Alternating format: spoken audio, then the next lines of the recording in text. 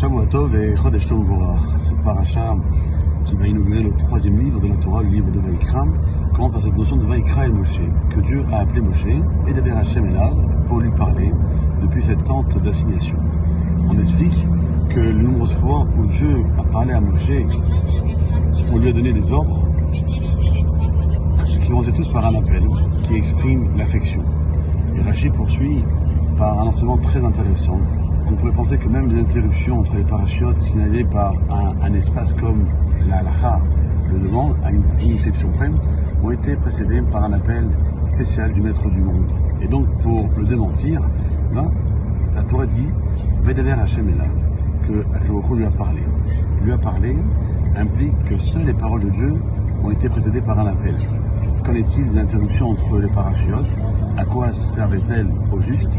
À permettre à Moshe de réfléchir entre les parachiotes et entre les différents sujets abordés.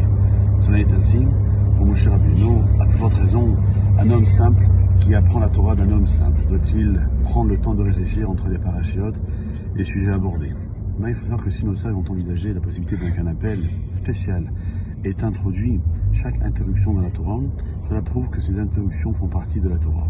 Elles sont Torah, elles aussi, parce qu'elles sont marquées pour permettre à l'homme qui étudie de prendre le temps de réfléchir, de comprendre, d'intégrer ce qu'il vient d'apprendre. Comme ces interruptions sont différentes du reste de la Torah, elles ne nécessitent pas d'appel.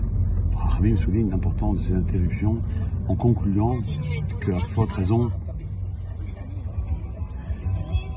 d'un homme simple qui apprend d'un homme simple, doit-il prendre le temps de réfléchir entre les parachiotes et les sujets abordés. Et si on comprend l'importance de ces interruptions, tout ce que nous étudions prendrait un autre sens et notre étude de la Torah aurait une plus grande signification et un niveau plus élevé.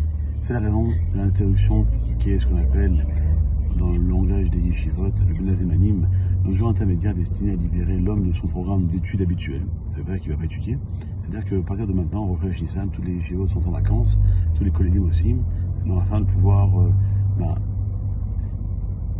prendre du bon temps, mais sans oublier qu'il faut aussi étudier, mais aussi prendre ce temps pour réfléchir à ce qu'il a gagné pendant les mois passés et se préparer en conséquence pour les mois à venir. Connaître le but de ces vacances-là peut éviter de nombreux problèmes rencontrés pendant cette période. C'est pas un relâchement, c'est plutôt un moment pour reprendre, recharger les batteries pour la nouvelle période qui s'ouvrira à nous après les fêtes. Pour l'instant, on est en préparation de ces belles fêtes de Pessah qui arrivent à grands pas. Alors, bon courage et merci Hachem que ce mois de Nissan soit rempli de bénédictions.